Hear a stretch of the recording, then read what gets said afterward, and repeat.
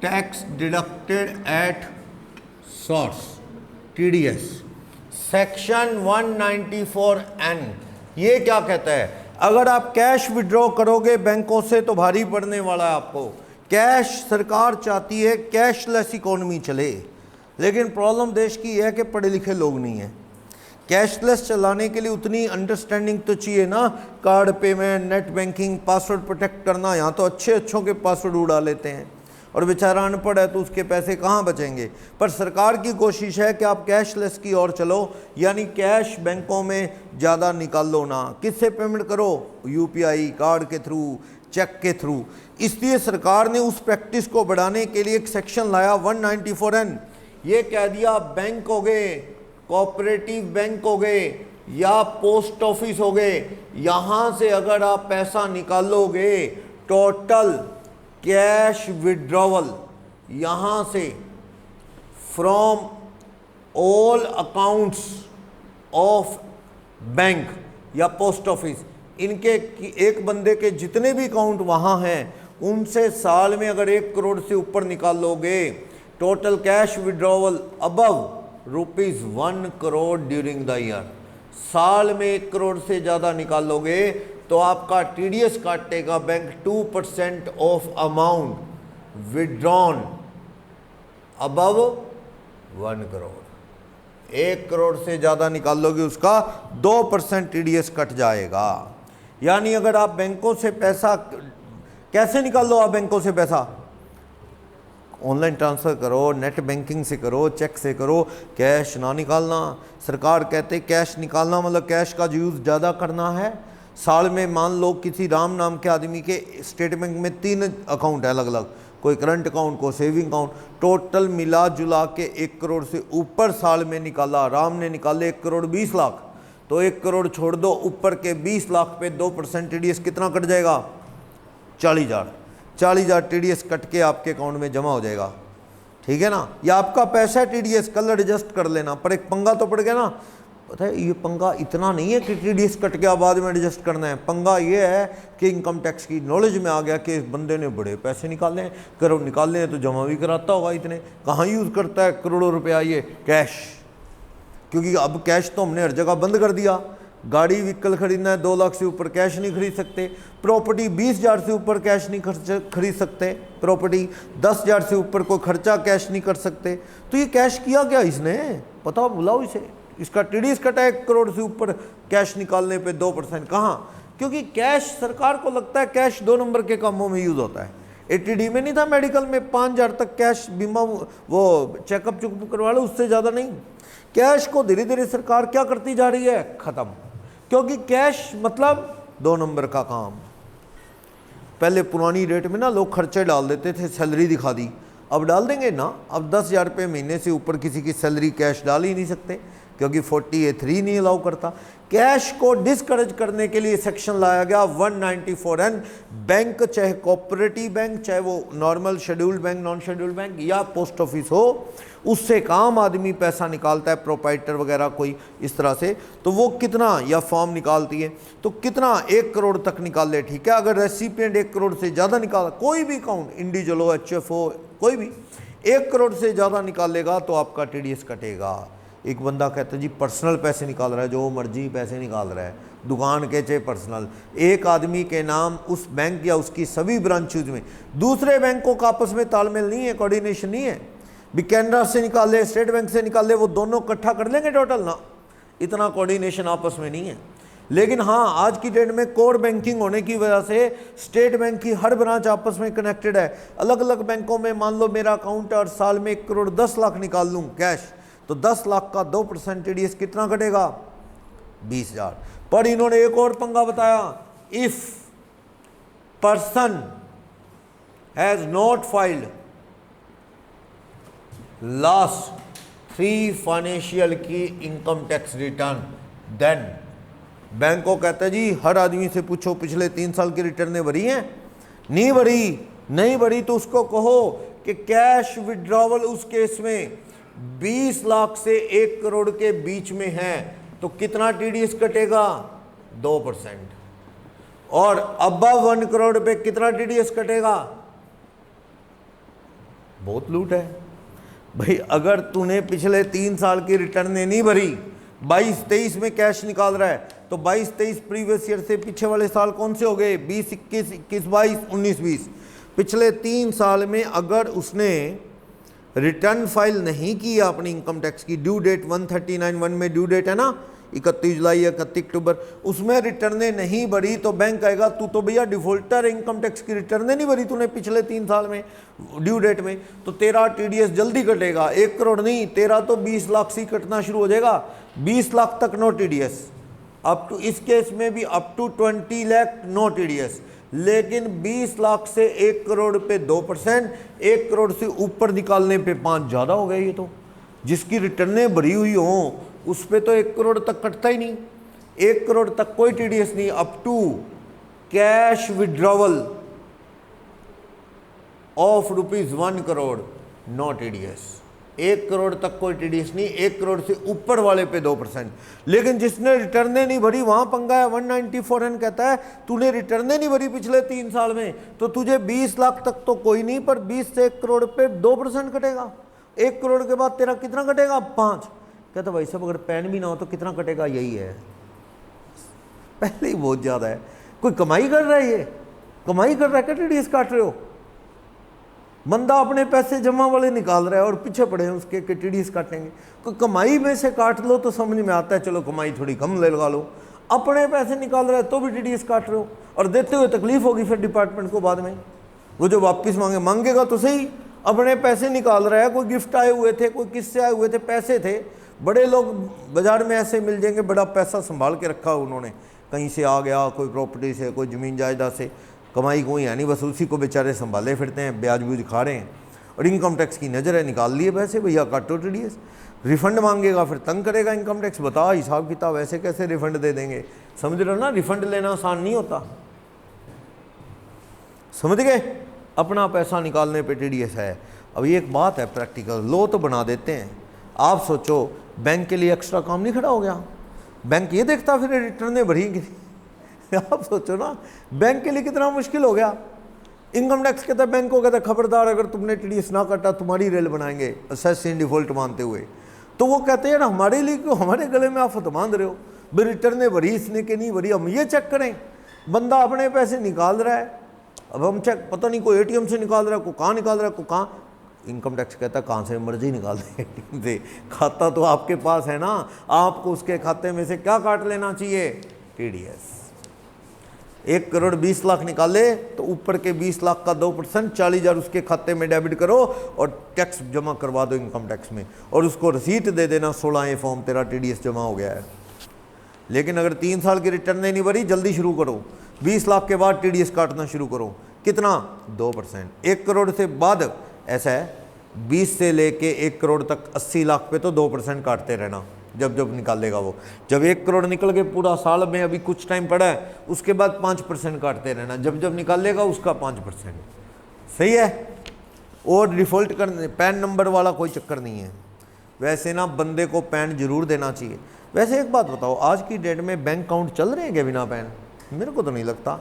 पिछले जब डीमोनेटाइजेशन हुआ तब सरकार ने सारे पैन उससे केवाईसी में ले लिए सबके, नहीं तो धमकियाँ आने लगी, खाता बंद कर देंगे, बंद कर देंगे, बंद कर देंगे। इस तरह तो पैन सबका क्या है वहाँ सबमिट हो चुका है, इसलिए पैन ना हो तो मुझे लगता ही नहीं बैंक में करोड़ों रुपए निकाल रहा है बिना पैन। 50,000 से ऊपर बैंक में जमा करने को क्या पड़ा था? पैन है, नहीं तो 10,000 पेनल्टी है, बड़ा था ना। तो पैन कहाँ नहीं होगा मान के चलो, इसलिए इन्होंने वहाँ ये पॉइंट दिया ही नहीं बिना पैन वाला। चलो, टीडीएस नहीं कटेगा अगर पेमेंट लेने वाला कौन है? खुद सरकार। मान लो स्टेट बैंक ऑफ इंडिया से Haryana roadways, state bank of India से हरियाणा रोडवेज निकाल रहा है, रेलवे निकाल रहा है, सरकारी डिपार्टमेंट, एक बैंक खुद बैंक से निकाल रहा है। हाँ जी, ऐसा होता है, एक बैंक कैश निकालता है दूसरे बैंक से। क्यों ऐसा होता है? ये छोटे छोटे बैंक होते हैं ना, आप इनके पास जाओ कभी लेने, मान लो यूनियन बैंक की छोटी ब्रांच है नेशनल कॉलेज के बाहर, है ना, यूनियन बैंक है नेशनल कॉलेज के बाहर, वहाँ मान लो एक बंदा आम आदमी चला गया, उसके पड़े हैं कोई 30-40 लाख रुपए बैंक में, पैसे निकलवाने के चला गया 5 लाख रुपए का चेक लेके, पैसे निकाल लो, बैंक वाले कहते हैं नहीं, वो घबरा गया जब बैंक ने कहा ना पैसे है नहीं, घबरा गया, कहता क्यों नहीं, कहाँ गए? 30 लाख है भाऊ जी, कहाँ गए? वो कहता है घबरा क्यों रहा है, हम ये थोड़ी कह रहे तेरे खाते में नहीं, हम तो कह रहे हमारे पास नहीं है। कहते क्यों, खाली हो गए, दिवालिया हो गए? वो कहे नहीं भाई थोड़ा सब्र कर, बात सुनिए, छोटा बैंक है, हमारे पास कैश रखने की लिमिट थोड़ी है, हमारे पास कैश ज़्यादा रखने की पार नहीं है, तो तेरे 5 लाख देने को हमारे पास नहीं है। कहता फिर, कहता वेट करो, 1 घंटा बाद आ जाना, हम अपना बंदा भेजेंगे, कैश हमारा खाता किसी बड़े बैंक में है शहर के, वहाँ से निकलवा लाएंगे, या वेट कर, कोई जमा करवाने वाले आ जाते हैं, साथ साथ जमा होते रहते निकलते हैं, कोई आ गया तो थोड़ी देर खड़ा रहे, कोई आ गया तो अभी दे देंगे, वरना 1-2 घंटे बाद आ जाना, लंच टाइम के बाद आ जाना, हम दूसरे बैंक से निकलवा के तेरे को दे देंगे। यार बड़ी हरासमेंट है इसमें भी, क्योंकि आप छोटे बैंक में खुलवा लो। ये हिसार रोड पे स्टेट बैंक ऑफ इंडिया की मेन ब्रांच है, वो बालाजी मंदिर के सामने हिसार रोड पे खैरपुर एरिया है, वह मेरा अकाउंट है। बस स्टैंड के पास मेरा घर है, जैसे नज़दीक जान, मैंने सोचा कि चलो छोटी ब्रांच है, रश कम होगा, बंदा खुलवा लेता है आसपास, चलो। पर वहाँ भी ऐसा है, अगर पैसे ज़्यादा लेने हो तो पैसे नहीं होते उनके पास, कभी मान लो ज़्यादा निकलवाने हो तो वो ये कहते हैं जी सर 10 मिनट रुक, जो आ रहे हैं लोग जमा करवाने आ रहे हैं तो उनके पास आ जाएंगे, आपको दे देंगे, या फिर वेट करो जी, बंदा भेज देते हैं, पैसे ले आएगा मेन ब्रांच से। ज़्यादा पैसे रखते नहीं ना, वहाँ सिक्योरिटी गार्ड भी नाम का एक ही होता है और रिस्क रहता है, उनकी लिमिट ही नहीं होती ज़्यादा कैश रखने की। वो तो डेली का डेली शाम को कैश थोड़ा बहुत रख के बाकी मेन ब्रांच में डालाते हैं अपनी ही बैंक की, और वहाँ से निकलवा लाते हैं। तो क्या होता है, बैंक भी कई बार क्या है, मान लो यहाँ एक बैंक है आंध्रा बैंक, सुना आंध्रा बैंक? आंध्रा बैंक है, या कोई और बैंक लगा लो, इलाहाबाद बैंक, मतलब छोटे, अब तो मर्ज हो गए, कई बैंक आपस में मर्ज हो गए। मान लो कोई छोटा बैंक है, यूनियन बैंक लगा लो, जिसकी बड़ी ब्रांच है ही नहीं शहर में, बस जो ब्रांच है वो छोटी ब्रांच है, वो अपना खाता कहाँ खोलेगी? किसी दूसरे बैंक में। वो पंजाब नेशनल बैंक या स्टेट बैंक में अकाउंट खोल लेते हैं, फालतू जब जब आया वहाँ जमा कर दिया, जब जो ज़रूरत है वहाँ से निकलवा लाए, क्योंकि उनके पास कैश रखना खतरे से खाली नहीं रखते नहीं है। और लोकर तो बिल्कुल ही ऐसे बैंकों में ना लिया करो, सिक्योरिटी नहीं होती। और मैंने आपको बताया था लो पढ़ते वक्त, लोकर लुट जाए तो कोई बैंक जिम्मेवार नहीं होता। तो इसलिए क्या है, थोड़ा सा ऐसे बैंक में खुलवाओ जहाँ बड़ा बैंक हो, सिक्योरिटी अच्छी हो, शहर के बीच में हो, ये बात है। पर लोग क्या करते हैं, लोग तो छोटा बैंक शहर के दूर आउटर एरिया के किसी को दिखे ना आते जाते वहाँ खुलवाते हैं, पर लुट जाए तो कोई जिम्मेवारी नहीं है। चलो, तो अगर बैंक से निकलवा रहा है, पोस्ट ऑफिस बैंक से निकलवा रहा है, या ना कुछ बैंक के ना फैसिलिटेटर होते हैं, बिजनेस फैसिलिटेटर, समझते हो? बिजनेस फैसिलिटेटर, जीएसटी पढ़ रहे हो? जीएसटी में भी बताया गया, बिजनेस फैसिलिटेटर पे जीएसटी नहीं है, उसकी सर्विस पे पढ़ना, उसमें है जीएसटी में भी। क्या बिजनेस फैसिलिटेटर क्या होता है कि मान लो आपने देखा होगा कई जगह दुकान के बाहर लिखा है स्टेट बैंक ऑफ इंडिया, कई बार आप सोचते यार स्टेट बैंक ऑफ इंडिया भरा पड़ा है, ये स्टेट बैंक ऑफ इंडिया लग तो नहीं रहा, ब्रांच तो नहीं लग रही। या कई जगह लिखा होता है मित्र बैंक, पीएनबी मित्र बैंक, या ऐसे बैंक ऑफ बड़ौदा का लगा रखा है बड़ा सारा, दुकान भर रखी। एक्चुअल में बैंकों ने डे बाय डे क्या किया, काम हो गए ज़्यादा बैंकों में, अब इतनी ब्रांचें खोलेंगे खर्चे नहीं पूरे होते। बैंकों ने क्या किया, कुछ काम जो है अपने बिजनेस फैसिलिटेटर खोल दिए, फ्रेंचाइज दे दी स्टेट बैंक ने, पीएनबी ने, बैंक ऑफ बड़ौदा। छोटे मोटे काम, पेंशन वाला काम है, बैंक में छोटी मोटी जमा करवाने हैं, निकालने, वहाँ कर देते हैं वो। थोड़े बहुत चार्जेस हैं, कई जगह चार्जेस नहीं है, छोटे मोटे काम वो कर देते हैं वहाँ। आपको बैंक में जाने की ज़रूरत नहीं, बैंक के ही वो पार्टनर हैं समझो, वो भी बैंकों से पैसा निकलवाते हैं, जमा करवाते हैं, तो ये वाला रूल लगेगा नहीं। कई प्राइवेट लोग वाइट एटीएम नाम से ऑटोमेटेड टेलर मशीन ऑपरेटर है, 4th level automated teller machine operator, white level ATM. ये एटीएम बैंकों ने नहीं बनाए, ये एटीएम लाइक मशीन लगाने की पावर सरकार ने, रिजर्व बैंक ने कुछ नॉन बैंक सेक्टर को भी दे रखी है, वो भी पैसा निकालते जमा करवाते हैं करोड़ों रुपए। उन पे भी वो बैंकों के पार्टनर ही समझ लो, जिनको अथॉरिटी दे रखी है इस तरह से पैसा जमा करने की, निकालने की, उनको भी टीडीएस के इस सेक्शन से 194N से बचाया गया है। तो ख़त्म 194N, समझ आ गया? सीधा सीधा कोई individual firm, HUF company 1 crore से ज़्यादा साल में निकालेगी तो 1 करोड़ से ऊपर निकालने पे कैश 2% टीडीएस है, ऊपर वाले पे जितना निकालेंगे। लेकिन अगर पिछले 3 साल की रिटर्न नहीं भरी तो 20 लाख तक निकालने पे टीडीएस नहीं, 20 लाख के बाद कितना है 2%, 1 करोड़ तक, 1 करोड़ के बाद 5%। लेकिन अगर रिटर्न नहीं भरी पिछले 3 साल से ठीक, तीनों साल नहीं बढ़ी, एक बढ़ दी तो बच जाओगे, फिर 1 करोड़ का रूल लगेगा। तीनों साल नहीं बढ़ी पीछे के, तो ये रूल है जल्दी टीडीएस कटेगा। और कुछ लोग माफ हैं, 1 करोड़ से ज़्यादा निकाल लें, बैंक की ब्रांचें, बैंक के फैसिलिटेटर, जो वाइट लेबल एटीएम ऑपरेटर हैं वो, या फिर बैंक दूसरे बैंक से, पोस्ट ऑफिस बैंक से निकालता है, उन पे ये रूल नहीं लगता। आगे चले 194O पे, अमेजॉन फ्लिपकार्ट पे माल खरीदते हो?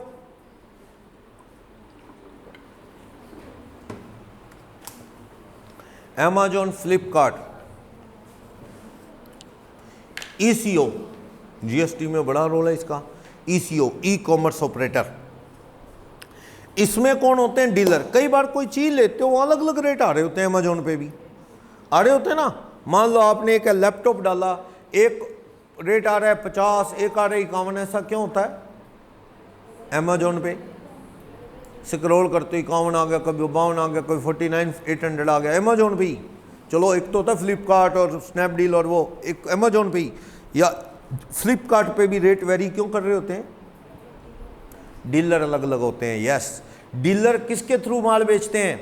ये एक ऑनलाइन प्लेटफॉर्म है, ये डिजिटल प्लेटफॉर्म है, फ्लिपकार्ट, स्नैपडील, ईबे, और ये और भी आजकल एक मीशो आ रहा है, मीशो, उस पर भी बिक रहा है माल।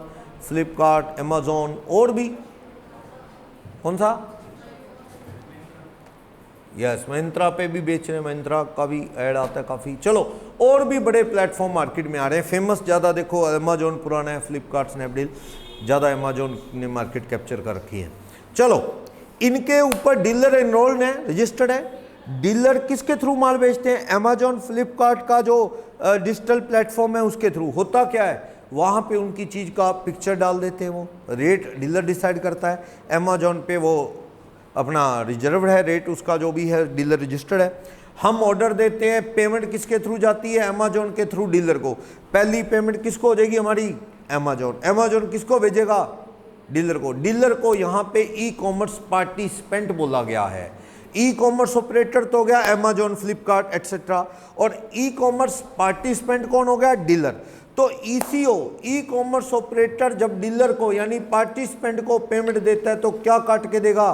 टीडीएस, ताकि सरकार की नज़र में आ जाए कि ई कॉमर्स ऑपरेटर जो पेमेंट दे रहा है डीलर को इतनी मिल रही है और डीलर को कितने पैसे ई प्लेटफॉर्म के थ्रू मिल रहे हैं, तो वो टीडीएस काट के देगा डीलर को जब बुक्स में एंट्री करेगा या जब एक्चुअल पेमेंट होगी, विच एवर इज अर्लियर। किसका? 1% ग्रोस अमाउंट ऑफ सेल या सर्विस, या दोनों का।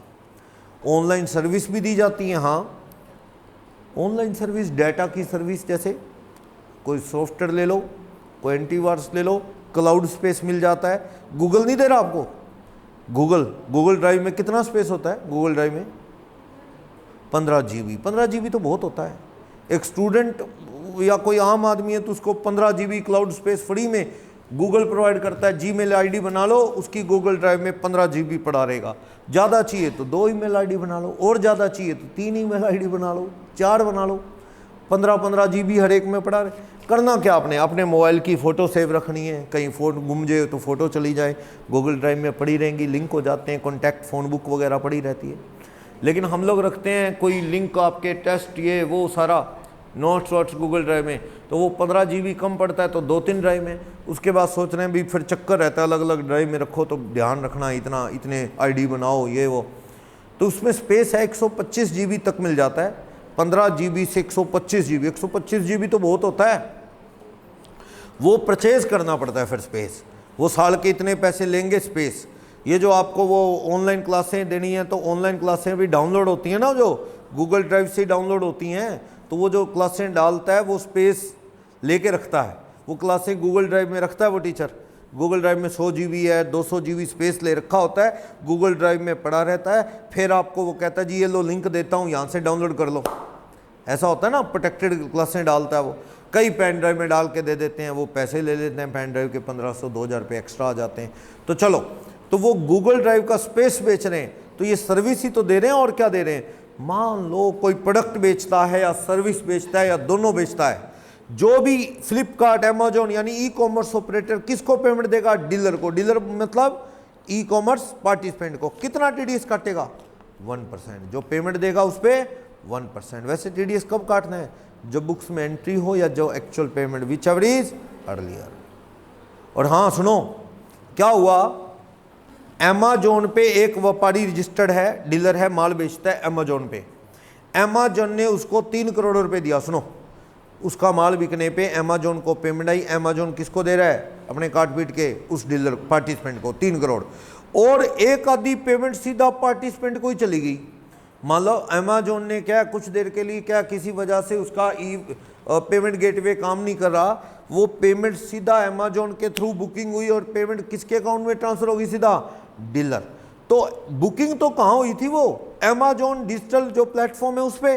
तो ये जो पेमेंट सीधा पब्लिक ने किसको डाल दी? डीलर को, यानी पार्टिसिपेंट को। ये भी क्या माना जाएगा? ये सेल की पेमेंट किसके थ्रू हुई है? अमेजोन। मान लो 50 लाख रुपया डीलर को यानी पार्टिसिपेंट को जो अमेजोन की बुकिंग हुई थी उसकी पेमेंट सीधा किसके अकाउंट में डल गई? डीलर के। तो 3 करोड़ तो अमेजोन के थ्रू मिले, 50 लाख सीधा मिले, 3.5 करोड़ का 1% टीडीएस काटना है। ये डीम्ड पेमेंट फ्रॉम अमेजोन ही मानी जाएगी, क्योंकि वो सीधा सेल थोड़ी है। बुकिंग तो अमेजोन के थ्रू ही है। पेमेंट कहाँ से ले ली? अमेजोन ना लेके सीधा किसको चली गई? डीलर को। तो वो भी अमेजोन के थ्रू पेड माने जाएंगे। 3 करोड़ प्लस 50 लाख सीधा गए, तो 3.5 करोड़ रुपए पे 1%। कितना टीडीएस कटेगा? 3.5 करोड़ का 1% 35 लाख।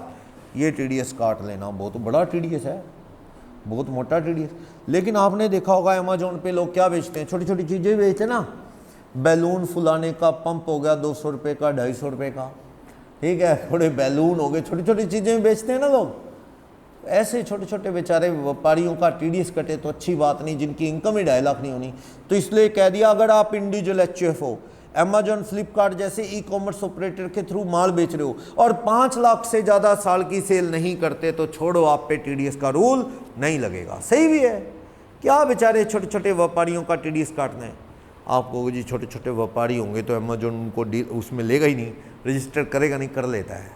मौका तो सबको मिलना चाहिए। आज छोटा व्यापारी कल को बड़ा बनेगा, ऐसे ही होता है। कोई भी काम बिजनेस आप करोगे सीधा ही पहले साल ही, बहुत किस्मत वाले हो कि पहले साल ही खूब चल दे, नहीं तो टाइम लगता है।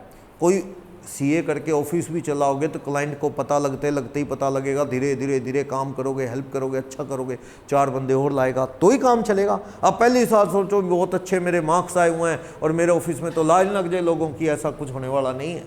टाइम लगता है। वकील है, 2 केस जीतेगा, लोगों में मैसेज जाएगा किसने केस जीते, ईमानदार है, पैसे ठीक लेता है, झूठ बोल के नहीं लेता, गुडविल बनेगी, लोग आएंगे। डॉक्टर के पास भी ऐसा है, टाइम लगता है। तो एक व्यापारी नया है तो क्या हो गया, अभी शुरू में हो सकता है उसके थोड़े प्रोडक्ट भी गए, धीरे धीरे चलेगा।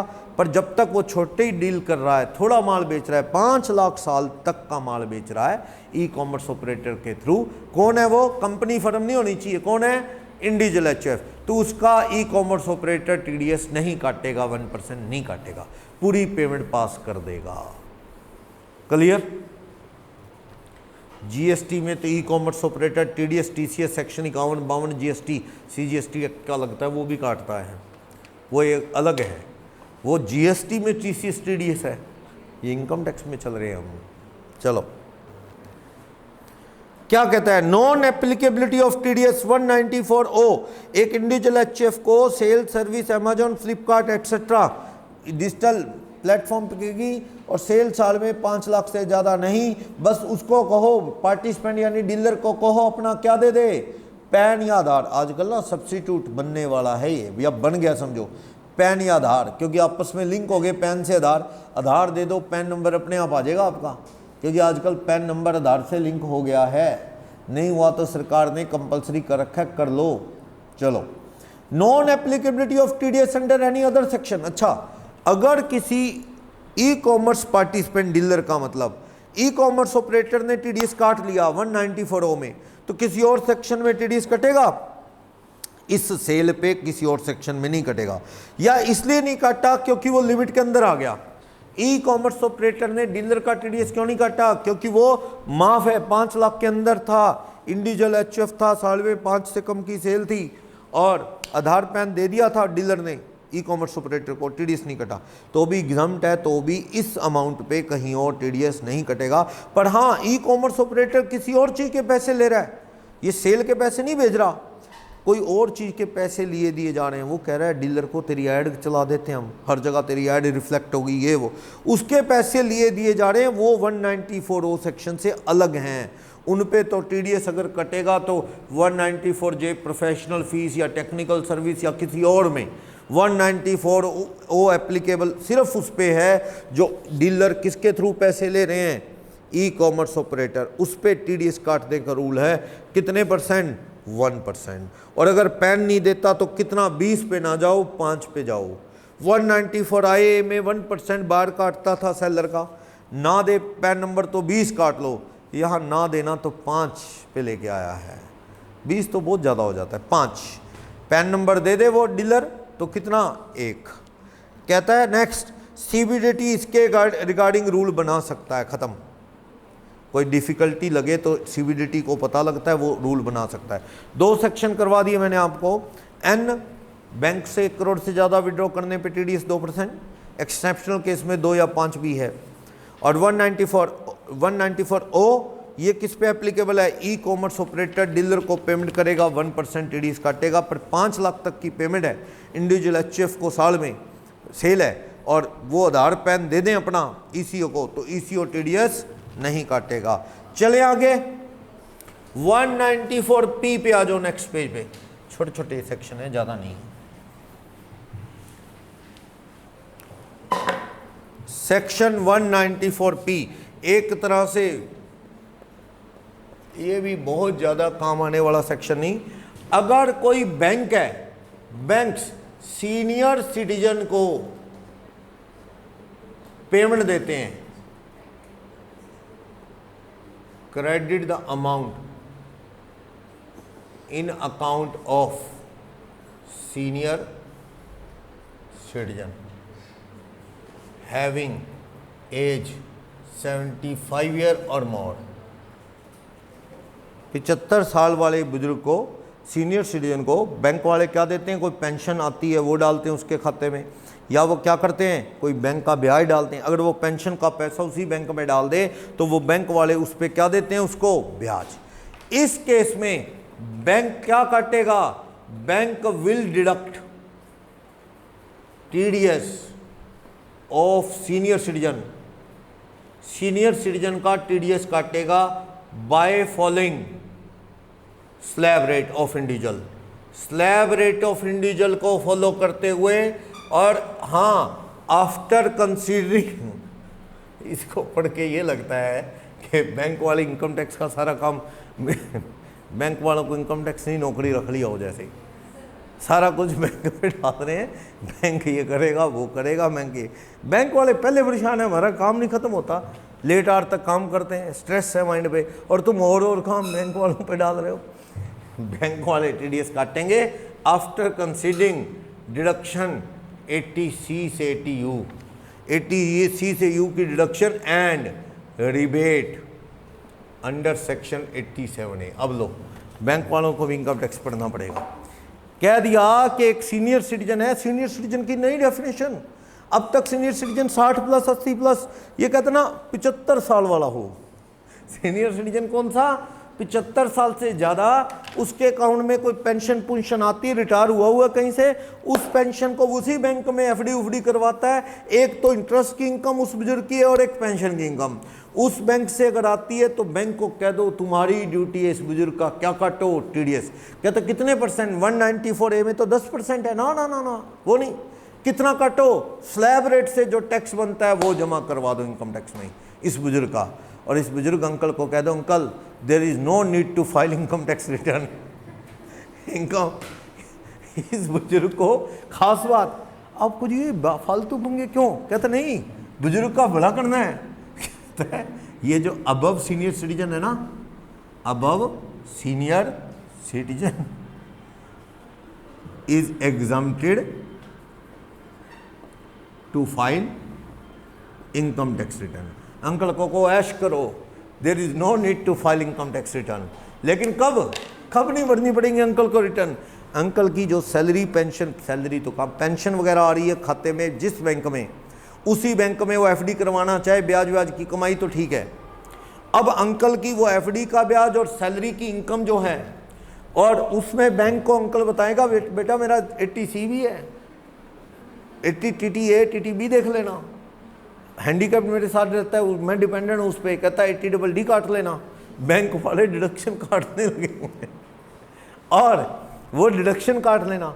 5 लाख से कम इनकम हो तो फिर वो क्या है 87A भी याद रख लेना। कहता है फिर उसके हिसाब से जितना टैक्स अंकल पे बनेगा उतना ही बैंक क्या काट लेगा, TDS। स्लैब रेट से टैक्स बना लो, सीधी बात है, उस अंकल पे जितना टैक्स बना वो TDS काट लेगा बैंक अंकल के अकाउंट से। और अंकल को इनकम टैक्स कहता है आप टेंशन ना लो, रिटर्न भरने की जरूरत नहीं है, TDS कट्टी गया, आपका टैक्स लेना था हमने ले लिया, बैंक के थ्रू आ गया, आप रिटर्न ना भरो कोई बात नहीं है, 500-700 रुपये खर्च हो गए, ऐसे कोई ज़रूरत नहीं, रिटर्न ना भरो। टैक्स थोड़ी छोड़ रहे हैं, टैक्स तो भरवा रहे हैं, और किससे भरवा रहे हैं, बैंक से, तुम भरो इस अंकल का। और अगर अंकल क्या करता है, मान लो उस बैंक से पेंशन जिसमें आ रही है, मान लो पेंशन आ रही है PNB में, अंकल वहां से पेंशन के पैसे निकाल के किसी और बैंक में FD करवा देता है, फिर वो बैंक बख्शेगा नहीं, वो बैंक तो 10% 194A में TDS काटेगा बस। वहाँ तो 40,000 से ऊपर ब्याज पे 10% TDS कटता है ना 194A। और कोई बैंक होगा तो वो तो वही रूल लगाएगा, वो नहीं अंकल का TDS काटेगा।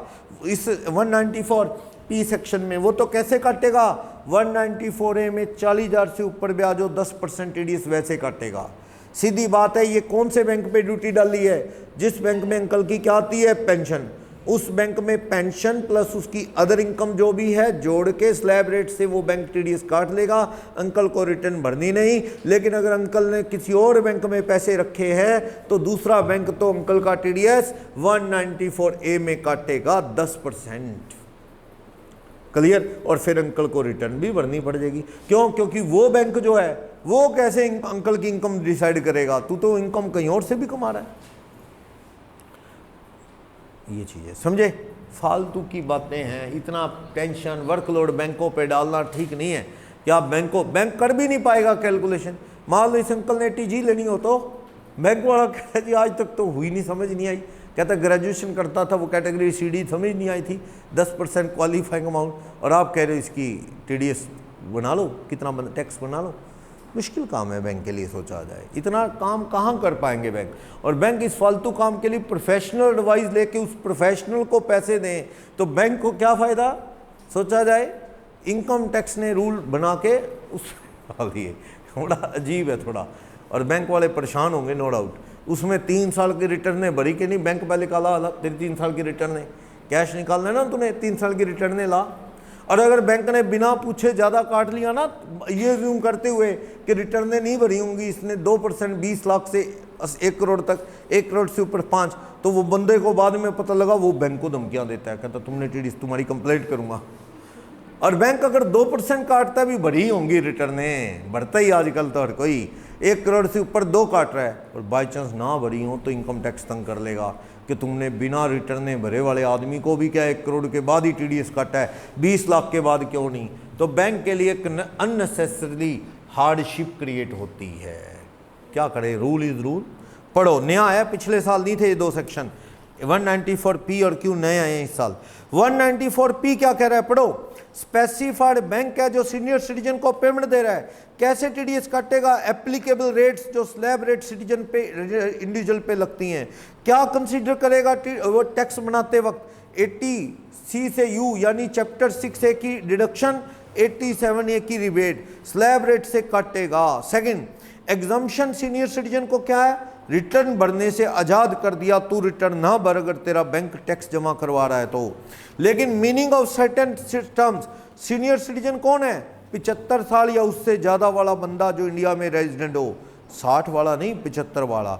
और कहता है उस बंदे की इनकम कौन सी हो, पेंशन की हो, और थोड़ी बहुत अदर इनकम है, ब्याज व्याज आए बस, और ब्याज भी उसी बैंक में आए। अगर उसे कहीं और बैंक से आएगा तो TDS कैसे कटेगा, फ्लैट रेट 194A। फिर ये वाला बैंक स्लैब रेट से TDS नहीं काटेगा अगर किसी और बैंक से आए। तो इसलिए बेटर है जहां पेंशन आए वहीं FDयाँ करवाया करो, ताकि वो बैंक क्या है, पेंशन प्लस आपकी इनकम जोड़ के TDS टैक्स की रेट के हिसाब से काट ले और आप रिटर्न भरने से बच जाओ, वरना ये बैंक काट नहीं पाएगा TDS। ओके, कहता है आपको ये डिक्लेरेशन स्पेसिफाइड बैंक को देनी है, डिटेल अपनी कि मेरी इनकम का डाटा ये है सारा। ओके, एक क्वेश्चन पढ़ूं, समझ जाओगे क्वेश्चन से। एक क्वेश्चन पढ़ता हूं, क्या कहता है, पढ़ो। ये सारा लिखा पड़ा है 194P, पढ़ो। मिस्टर शर्मा 77 साल के हैं तो 75 प्लस हैं। पेंशन 52,000 रुपये महीना आ रही है मिस्टर शर्मा को, कहाँ से, यूपी गवर्नमेंट से, और इनके सेविंग अकाउंट SBI लखनऊ में है, वहाँ जमा हो रहे हैं। इसके अलावा इनकी 20 लाख की FD है इसी बैंक में, स्टेट बैंक की इसी बैंक में। Out of this 20 lakh, 2 lakh में से 5 लाख तो उसने FD करवाई 1/4/21 को टैक्स सेविंग वाली।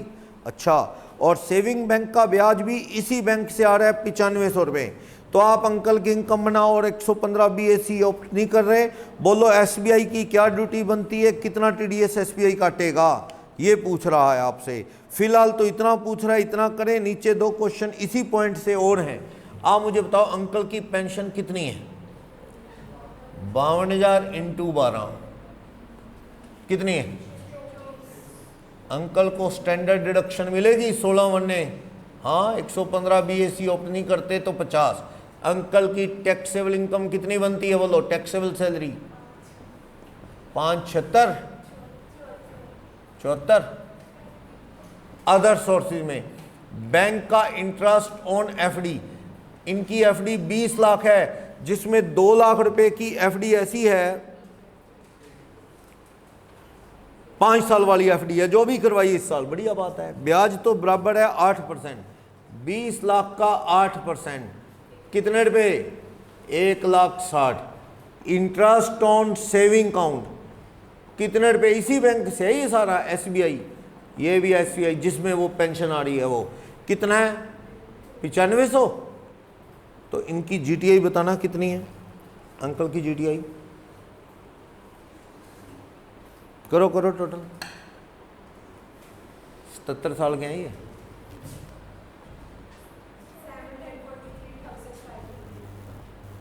अब देखो इनको 80C देना ना भूल जाना, 5 ईयर की टैक्स सेविंग वाली FD करवाई है बैंक में इन्होंने, कितने रुपए की, 1.5 लाख की 80C देना ना भूल जाना। इसी साल करवाई है ना FD, 1/4/21 के अंदर ही आ गया।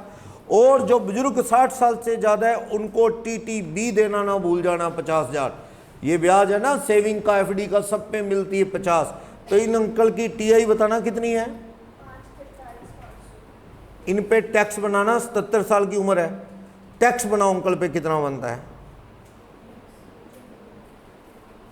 3 लाख माफ, अगले 1 लाख पे 5% 10,000, 5 ना माफ कर देना, 77 साल है, 80 नहीं है, 80 साल प्लस को 5 माफ होता है। 3 लाख माफ, अगले 2 लाख पे 5% 10,000, अगले 43,500 का 20% कितना हो गया, सारा जोड़ के 4% एजुकेशन लगाओ। ये TDS काटेंगे, TDS बाय SBI, अंकल के अकाउंट से TDS काट के 19,450 इनकम टैक्स में जमा करवा देंगे। अंकल को फॉर्म 16A दे देंगे। अंकल को तुम आराम से रहो, अब तुम्हें रिटर्न नहीं भरनी। वो कहता है टैक्स हो गया तुम्हारा भाई, हो गया, अब तुम्हें क्या है, इनकम टैक्स की रिटर्न भरने से आज़ाद कर दिया हमने, आपको इनकम टैक्स की रिटर्न नहीं भरनी। सही है, बोलो। कहीं और से टैक्स ले रहे हैं, तरीके ढूंढ रखे हैं अलग अलग, TDS लेके छोड़ेंगे। सही है, जैसे GST वाले रोज नई चीज़ कहते हैं। अभी वो GST लगा दिया किरायों पे भी, पहले पढ़ते थे ना पर्सनल कामों के लिए घर दिया तो GST माफ़ है, अब कहते हैं कि जिसने घर लिया किराए पे वो रजिस्टर्ड व्यापारी है, कोई लिया घर रहने के लिए। भैया घर तो रहने के लिए पर्सनल लिया है, रजिस्टर्ड व्यापारी क्या करने का, ना रजिस्टर्ड व्यापारी ने पर्सनल घर लिया रहने के लिए, तो उस केस में क्या है, वो रजिस्टर्ड व्यापारी RCM में टैक्स भरेगा, GST उस रेजिडेंशियल पे। और ये बड़े बड़े जो पैकेट नहीं पैक करते दुकान वाले, खुद भुजिया भजिया पैक कर लेते हैं, अनब्रांडेड भुजिया, बड़े बड़े पैकेट, बड़ा पैकेट बनाया आधा किलो से ज़्यादा लगभग, उस पर भी GST है। तो मतलब पैकेट क्या बनाओ छोटे, ना क्या GST है, बड़ा कुछ कर रहे हैं। मतलब आने वाले टाइम में GST किसी चीज़ पे ऐसा रहने ही नहीं ना लगे, सब पे GST लग जाना है देखा जाए तो। चलो समझ आया। लेकिन इस क्वेश्चन के अंदर नीचे पढ़ना, उसी बैंक में जमा है तो कोई दिक्कत नहीं है। अगले पेज पे देखना एक बार, थर्ड पॉइंट क्या कह रहा है, कहता आपका आंसर इस क्वेश्चन नंबर 28 में क्या होगा, क्वेश्चन नंबर 28 के क्लोज 2 में आंसर क्या होगा, अगर एफडी 20 लाख उन्होंने कहाँ करवाई, कैनरा बैंक में करवाई, तो भैया कैनरा बैंक में एफडी करवाई 20 लाख का 8%, अगर 1,60,000 आएगा तो कैनरा बैंक तो 194A में टीडीएस काटेगा 10%, क्योंकि और बैंक है जिसमें पेंशन आती है वो तो स्टेट बैंक है। एफडी तुमने कहीं और करवा ली तो और बैंक स्लैब रेट से टीडीएस नहीं काटेगा, वो तो नॉर्मल टैक्स काटेगा, फ्लैट रेट 10%, और सेक्शन भी कौन सा 194A। तो कह रहा है अगर 20 लाख उस बैंक के अलावा किसी और में जमा करवाए जिसमें पेंशन आती है तो शर्मा स्पेसिफाइड सीनियर सिटीजन नहीं माना जाएगा और उसको 194B के अकॉर्डिंग जो है टैक्स नहीं कटेगा, उसे नॉर्मल रूल लगा के टैक्स काटा जाएगा उसका। अब आप पे 194P नहीं लगेगा। शर्मा जी को कह दो अब रिटर्न भरने की भी तैयारी कर लो और आपके टीडीएस भी नॉर्मल कटेंगे, जैसे वो 194A वगैरह सैलरी पे कटता है, जैसे 192 वो सब वैसे, समझ गए। वैसे ना ये बैंक टीडीएस काटते वक्त इन अंकल का पहले देखेगा, पहले कोई टीडीएस तो नहीं कटा हुआ, कई बार वो सैलरी का कटाओ 192 वाला 10,000 टीडीएस कटाओ तो वो इस टैक्स में से जो ऑलरेडी 192 पेंशन में टीडीएस कटा है वो कम करके बाकी काटेगा। बैंक अलग अलग हो गए तो 194P आपके काम का नहीं, फिर तो नॉर्मल रूल लगा के टीडीएस कटेगा, रिटर्न भी भरनी पड़ेगी अंकल को, सही है। नेक्स्ट इस कैटेगरी का लास्ट है, उसके बाद तो सेक्शन 195 नॉन रेजिडेंट क्या है वो कुछ खास नहीं, फिर प्रोसीजर है देखते हैं। 194P सीनियर सिटीजन स्पेसिफाइड जो 77 साल 75 से ऊपर है और जिसको उसी बैंक से जिसमें पेंशन आती है ब्याज आ रहे हैं, तो वो बैंक आपका टीडीएस जो ऑलरेडी कटा है 192 में उसको माइंड में रख के स्लैब रेट से टैक्स बनेगा, वही टीडीएस काट लेगा और इस स्पेसिफाइड सीनियर सिटीजन को रिटर्न भरने से आज़ाद कर देंगे। अब आ जाओ सेक्शन 194Q, इस पे ना सेक्शन 206C1H भी लगता है, टीसीएस।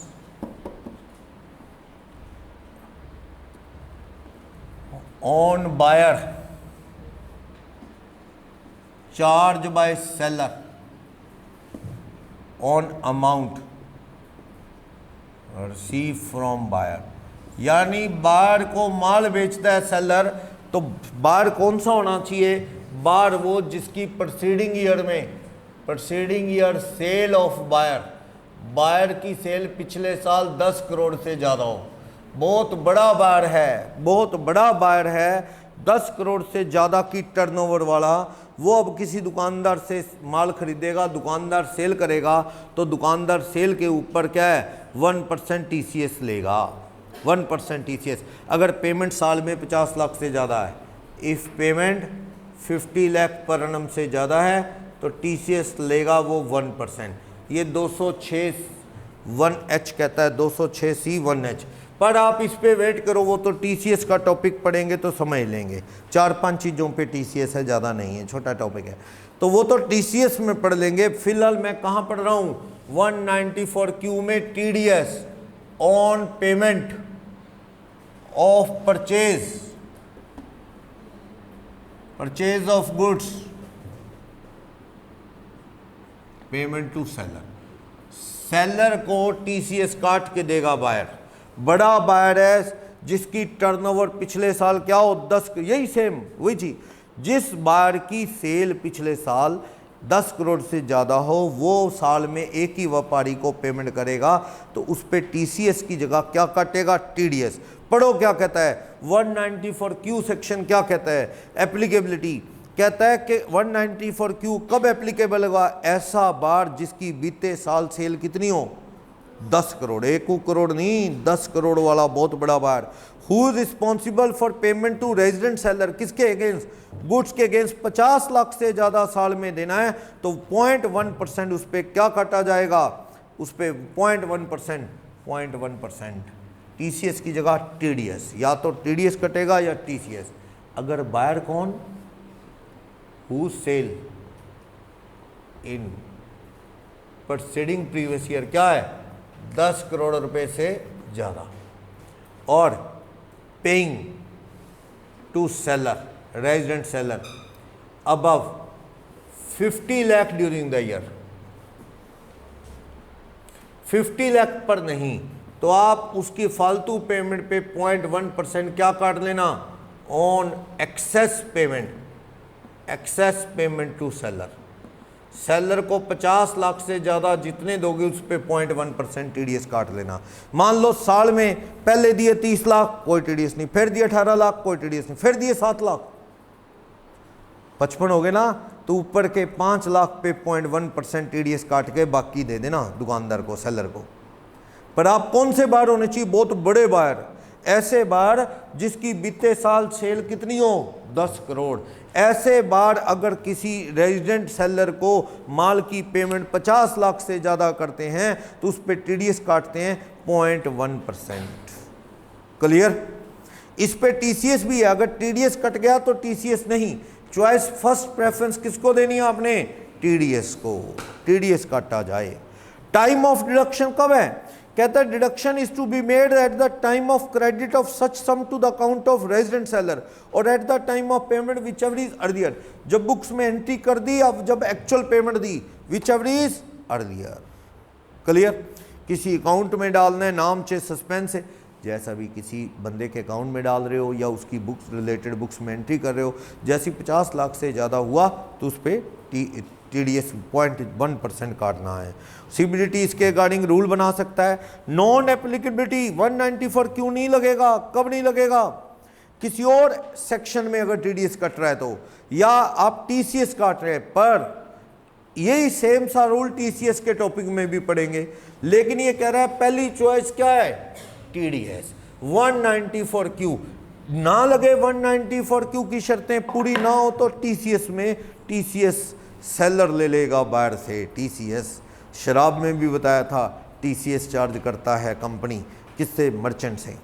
वैसे तो 194 क्यू कब लगेगा, जब कोई बायर है ऐसा जिसकी टर्नओवर बीते साल 10 करोड़ से ज़्यादा हो, वो करंट ईयर में 50 लाख से ज़्यादा का माल खरीद के पे कर रहा है, किसको, सेलर को, तो 50 लाख से ऊपर जो पे कर रहा है उस पर 0.1% क्या काटेगा, टीडीएस। लेकिन नहीं काटेगा, टीडीएस टीसीएस दोनों ही कटेंगे, एक दोनों में कन्फ्यूजन हो तो टीडीएस काटो, और अगर किसी और सेक्शन में टैक्स कट गया तो ये 194 क्यू में नहीं कटेगा। बार का मीनिंग अगले पेज पे दोबारा बता रहा है, जिसकी बीते साल टर्नओवर क्या हो, सेल 10 करोड़ से ज़्यादा। पढ़ो क्वेश्चन नंबर 29 क्या कहता है। इस क्वेश्चन को वैसे अच्छे से समझने के लिए टीसीएस के रूल आए तो अच्छा है, 206 AAC 1HCC कहता है, उसके बाद ज़्यादा समझ आएगा, पर चलो जितना समझ आया उतना तो कर लें, बाकी अच्छे से फिर समझ लेंगे। नीचे नोट है क्वेश्चन के, क्या पढ़ो। 29th question, mister Gupta resident Indian है, रिटेल का बिजनेस करते हैं, बीते साल प्रीसीडिंग ईयर में टर्नओवर क्या है गुप्ता जी की, गुप्ताज टर्नओवर यानी sale during preceding previous year 2020-21 में इनकी सेल कितनी है, 12 करोड़ गुप्ता जी की। और कह रहे हैं ये इंडिया, ये कहता है रेगुलरली माल खरीदते हैं मिस्टर अग्रवाल से, होलसेलर से, और 20-21 में 95 लाख का माल खरीदा इन्होंने। 20 लाख का कब, 1 जून 21 को पेमेंट दे रहे हैं, कितने की, 20 लाख। फिर ये पेमेंट दे रहे हैं 25 लाख 12/8/21 को, 25 लाख, 45 हो गए, ये 45 हो गए ना ये। फिर ये पेमेंट दे रहे हैं उसके बाद 22 लाख 12/8 के बाद कब, 23/11/21, कितने रुपए, 20, 25 और फिर 22, हाँ 22। अब इस 22 में ठहर जाओ, 22 में अलग कर लो 50 - 45 ऊपर वाले, तो कितना, 5 लाख पे तो नो टीडीएस, क्योंकि वो तो 50 लाख के अंदर ही चला गया। जो 22 में से 5 लाख काट के ये वाले एक्सेस 17 लाख बना, उस पे 0.01% क्या काट दिया जाए, टीडीएस। करना कितना हो जाएगा, 0.1%, 0.1 कितना, 1700 रुपये TDS to be deducted by buyer on payment to seller, on payment to. अब पेमेंट और हो रही है, देखो पेमेंट कब हो रही है भाई, अभी 28 लाख और जा रहे हैं। 25 मार्च 22 को कितने जा रहे हैं? 28 लाख। ये तो 50 पहले ही पूरे हो गए, तो 28 लाख का क्या 0.1% कितना हो गया? 2800। ये भी टीडीएस काटा जाए, TDS is to be deducted. समझ गए? 2800 पहले 1700 फिर 2800। सीधी बात है, 95 लाख है ना, 50 लाख से ऊपर कितने हैं? 45 लाख। 45 लाख का 0.1% कितना बनेगा? 4500। 0.1% है, 1% नहीं, 0.1%। तो कितना हो गया? 1700 और 2800 4500। समझ आई बात? ये पूछ रहा है कि इसमें टीडीएस कितना कटेगा, तो अपन ने बता दिया 1700 पहले और 2800 बाद में, तो कितना हो गया? 4500। इसमें ना दोनों शर्तें पूरी होती हैं, टीसीएस वाला भी रूल और टीडीएस, तो टीडीएस काटना चाहिए। नीचे कह रहा है आपका आंसर तब क्या होगा अगर गुप्ता की टर्नओवर पिछले साल क्या है? 8 करोड़ है। 8 करोड़ से 10 करोड़ से क्या है? कम है। तो भैया टीडीएस तो कटता नहीं। टीडीएस के लिए तो वेरी फर्स्ट कंडीशन है बार की सेल क्या हो? 10 करोड़ बीते साल। तो कह रहा है गुप्ता की टर्नओवर ओनली 8 करोड़ है, टीडीएस 194 क्यू तो एप्लीकेबल नहीं। टीसीएस के सेक्शन को पढ़ा नहीं, अपन ने पढ़ेंगे 206C 1H में, वो लग जाएगा क्योंकि turnover, since turnover exceed 10 crore.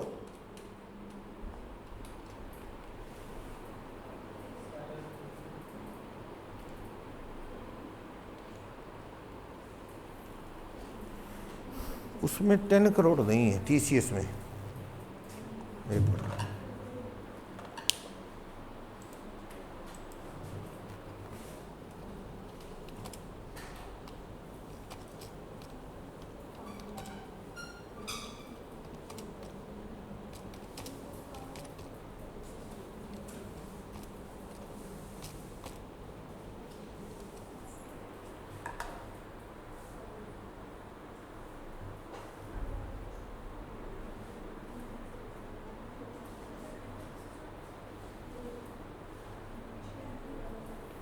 Same rule है भाई। पहले वाले केस में तो क्या होगा? 8 करोड़ होगी तो ना टीसीएस कटना चाहिए ना टीडीएस कटना चाहिए। पैन नहीं देता तो 5% है, वो ठीक है। पैन नहीं देता तो 5% का रूल है, वो तो इसमें हो जाएगा, कोई दिक्कत नहीं है। 5% का रूल है, 45 लाख पे 0.1% की जगह पैन नहीं देगा तो कितना कट जाएगा? एक्सेप्शन है इसमें।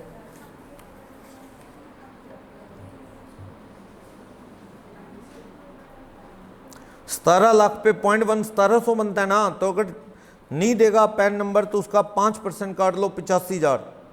और 28 लाख का 0.1 नहीं 5% कितना हो जाएगा? 140। वो तो ठीक है जो थर्ड पार्ट है, अगर पैन नहीं देगा तो। बाकी दूसरा रूल ना वो टीसीएस के लिए पेंडिंग ही रखो, टीसीएस में एप्लीकेबल है वो दूसरा। टीसीएस का प्रोविजन पढ़ेंगे तो वहाँ देखेंगे, अभी तो टीडीएस का रूल देखा। टीडीएस कितना कटेगा वो अपन ने कर लिया बात। टीसीएस का भी काफ़ी कुछ सेम है, अगर टीडीएस ना कटे तो फिर टीसीएस, उसकी शर्तें हैं वो फॉलो होंगी। तो फिलहाल टीडीएस का रूल समझ आ गया। 194Q जो कहता है 10 करोड़ से ऊपर का बार हो तो टीडीएस कटेगा। कितना टीडीएस कटेगा? 0.1। पैन नंबर नहीं देते तो कितना लिख लो पीछे, जहाँ 0.1 है ना उसी में लिख लो if PAN not provided by seller. तो कितना टीडीएस काट लेना? 5% एप्लीकेबल। ठीक है, नीचे थर्ड पार्ट वही है।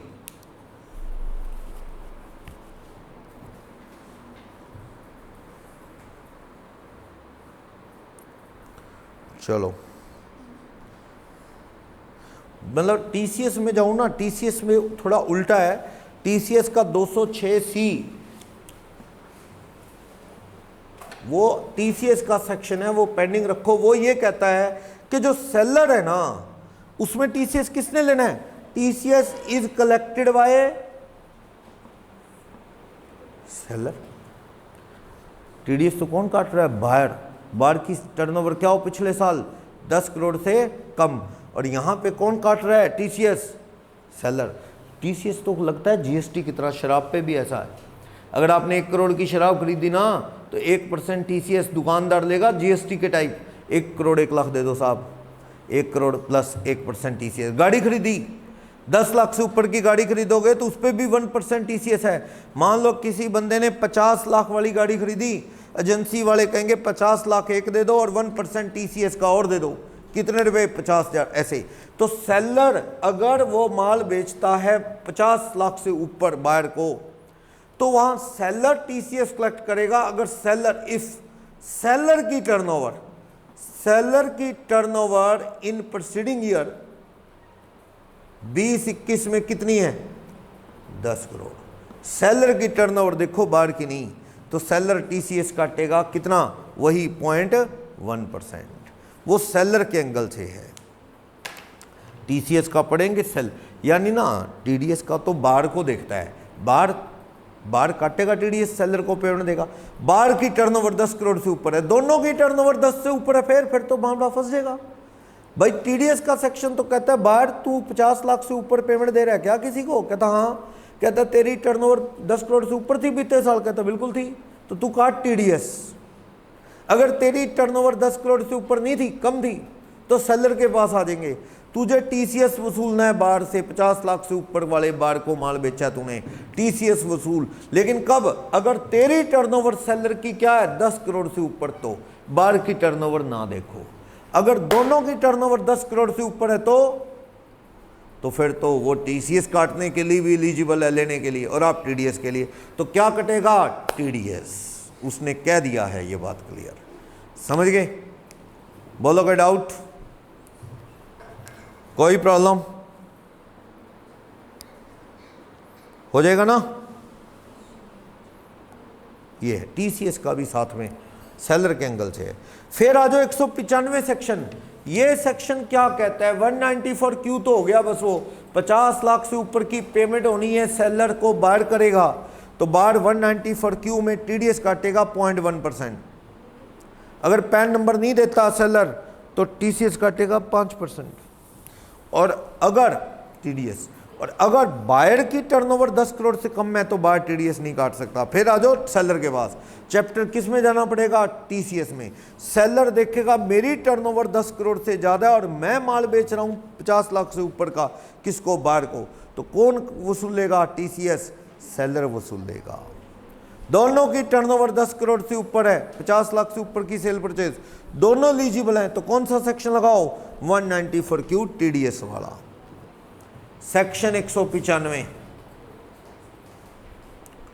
TDS on payment to non resident. ऐसा है, पहली बात तो नॉन रेजिडेंट की कौन सी इनकम पे टैक्स है इंडिया में? जो इंडिया में कमाई या इंडिया में मिली।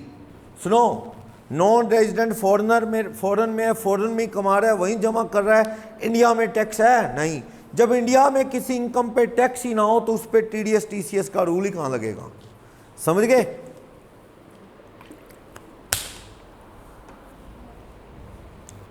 नॉन रेजिडेंट की कौन सी इनकम पे इंडिया में टैक्स लगता है? जो इंडिया में कमाई या इंडिया में मिली।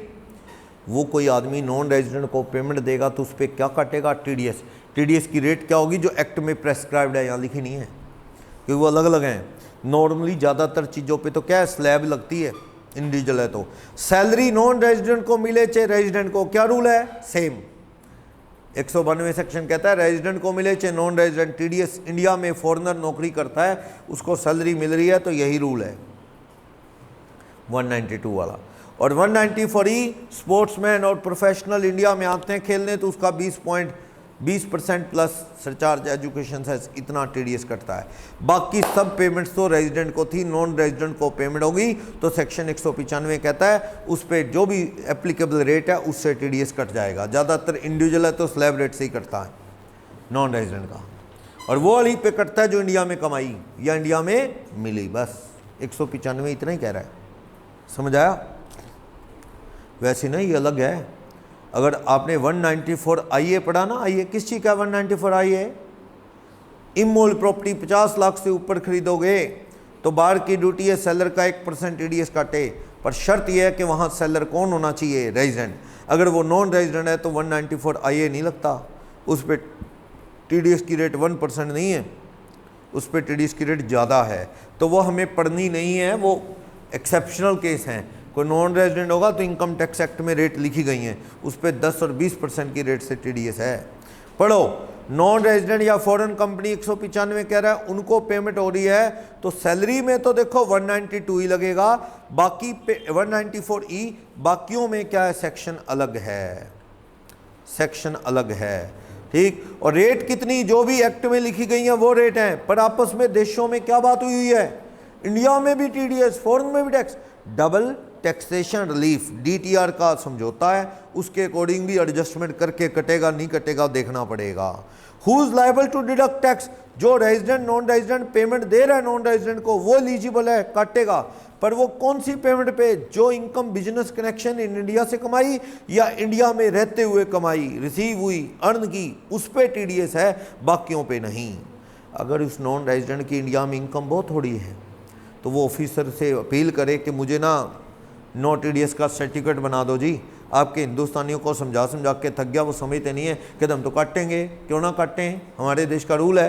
कहते हैं जी मेरी इनकम नहीं है, टैक्स बनता नहीं है, ऐसे ही टीडीएस काटोगे मैं वापस लूँगा, तो मुझे प्लीज़ एक पेपर पे सर्टिफिकेट बना दो। ऑफिसर को कहो, ऑफिसर को ये राइट है, वो सर्टिफिकेट दे सकता है, आप अप्लाई कर सकते हो, फिर वो सर्टिफिकेट दिखा देना हिंदुस्तानी को, ये लो भी मेरे पे टीडीएस नहीं कर, फिर हिंदुस्तानी फिर शक करेगा पता नहीं कहाँ से निकलवा के लाया, इनकम टैक्स वालों ने दिया कि नहीं दिया, तो फिर वो कन्फर्म करेगा। थोड़े दिन पहले की बात है, ये गग्गर नहर है जो यहाँ जाती है, अपने सिरसा नदी बोलते हैं गग्गर, इसमें से मिट्टी निकालनी थी, ठेका था। मिट्टी जैसे ना जब बारिशें ख़त्म हो जाती हैं, पानी सूख जाता है, तो इसमें ना बहुत बड़ी फर्टाइल लैंड, मतलब सॉइल जो है, मिट्टी खाद वाद में काम आती है, बहुत बढ़िया फर्टिलिटी बहुत ज़्यादा होती है उसकी, वो मिट्टी सरकार टेंडर दे के उठवा देती है। उस एक तो मिट्टी बिकती है, वो बहुत बढ़िया खेतों में डालते हैं लोग, दूसरा वो नहर में मिट्टी निकालना जरूरी है, वरना उसका पानी का फ्लो ऊपर आ जाएगा और वो पानी नहर तोड़ के इधर उधर हो जाएगा, तो खुदाई करवाते हैं।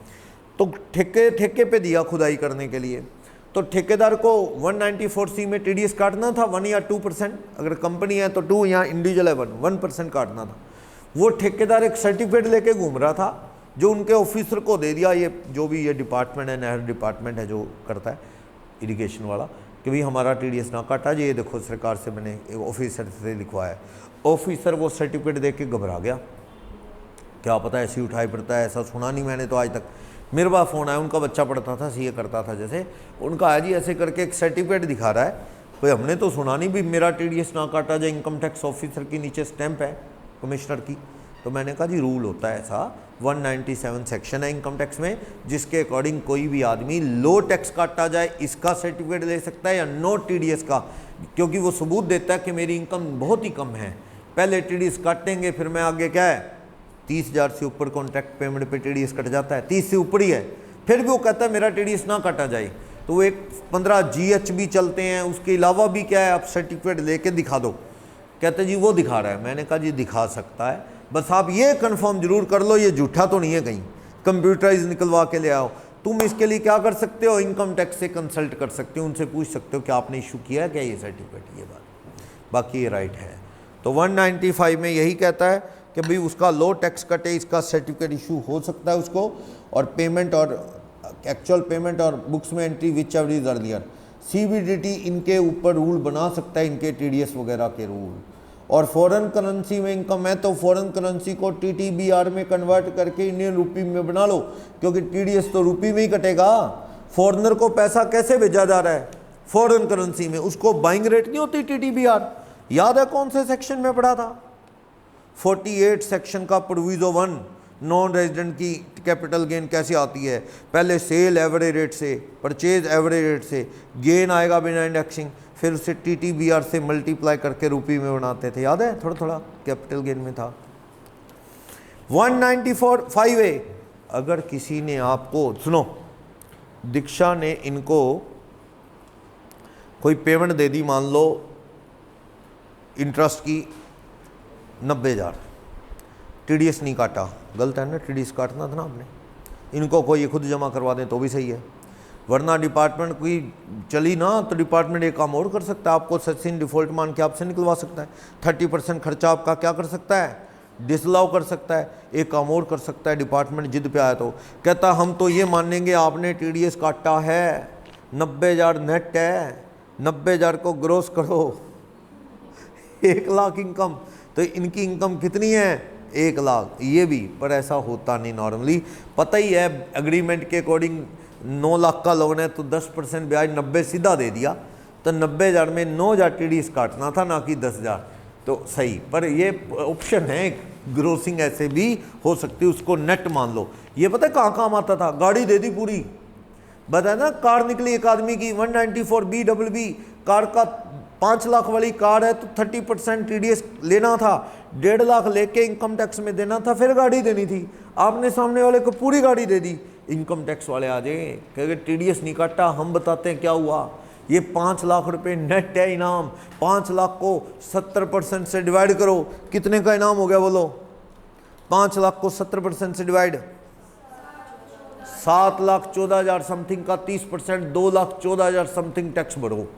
ये 5 लाख तो तुमने बंदे के घर में ही पहुंचा दिया, तो इसका मतलब वो तो TDS काट के ही पहुंचा होगा, समझे ना? ये काम कर सकता है, खतरनाक काम, इनकम टैक्स ऑफिसर।